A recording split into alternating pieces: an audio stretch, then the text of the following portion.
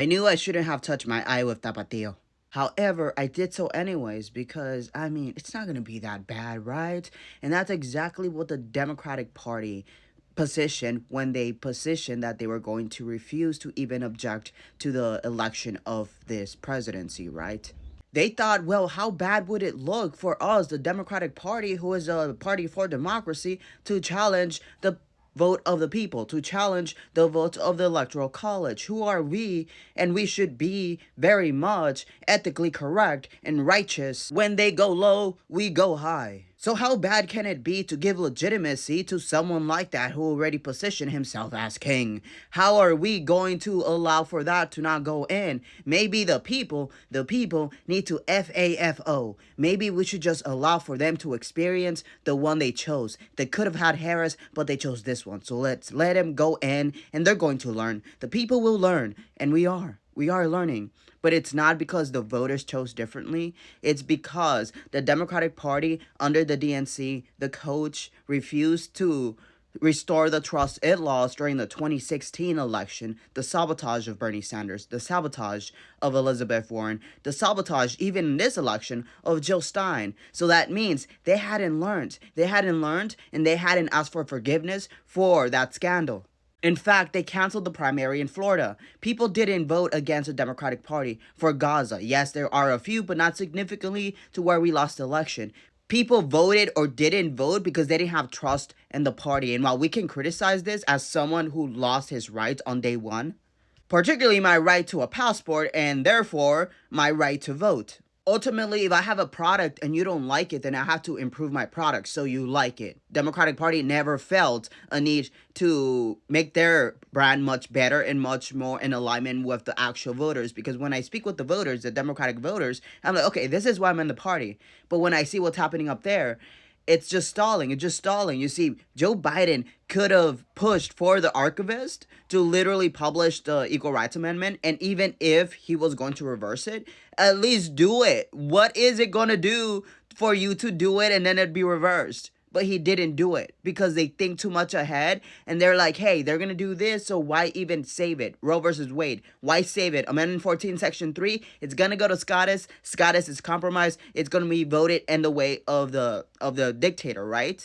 And in that reality, it's going to produce a civil war. Well, all they did was prolong it. All they did was give legitimacy because they wanted to safeguard the illusion that the branches and the system works. Why? American exceptionalism. We are too great to fail. And yet, look at us here. They expected for us to be dumb. They expected for us to not know that this was a tyranny, that this was a dictatorship. And that is why plenty of Democrat leaders literally gaslight us into thinking that we're overreacting. We're overreacting, and look now. They're targeting political opponents. They want the DOJ to investigate AOC for what? For giving workshops on how to know your rights. That is ridiculous, but you're gonna say, well, why aren't they doing this, and this? The whole point of an authoritarian, totalitarian regime is arbitrary. It's whatever they say goes, okay? There's no logic to it. That's just how it's gonna work. And the more you try to find logic to it, the more you're gonna drive yourself insane. Trust me, I almost changed my major in undergrad 2 times because it was so emotionally and mentally taxing for no one to do anything. So at a point, it's no longer functional, and actually it's paralyzing to keep funneling into, well, why is this happening? How is this happening? Why is this happening is that they've been mobilizing for decades, even before the dictator we currently have came into fruition.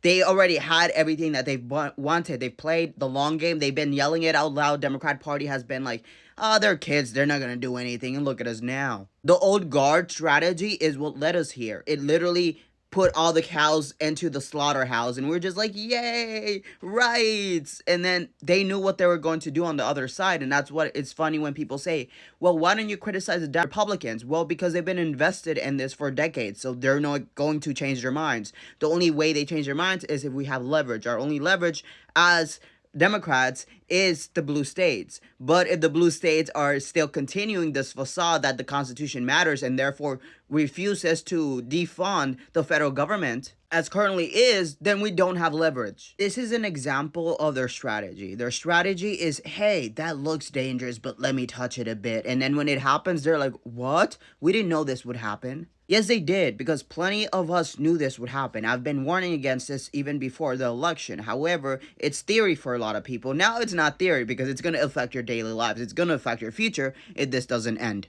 So we know the why, we know the how. It's a conspiracy delved into positioning various loyalists in order for them to fully create the authoritarian regime they want. That's based on replicating it as a corporate entity. People who say corporate states of America weren't far off. And how? How do we stop this?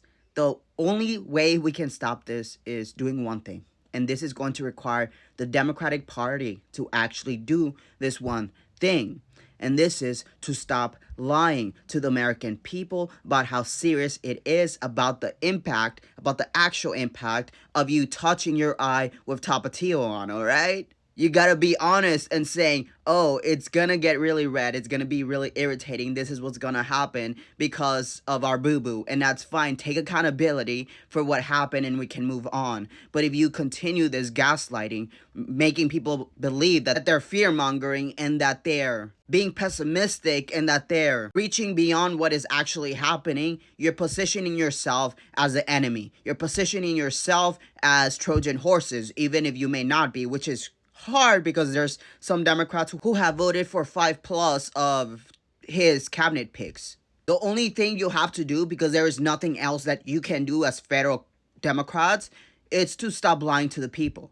Be serious and honest with how bad this is. Be serious about our options because you position, we can sue. We can do this and this. But ultimately, at the outcome, even those that fail in reaching, the achievements of what he wants, there will be plenty that will reach that ambiguity threshold where they will or they will find loyalists or cowards to uphold it. Why? Because lots of people are resigning either for their honor or to not lose their jobs and get the severance or whatever they're giving. I don't know what it's called.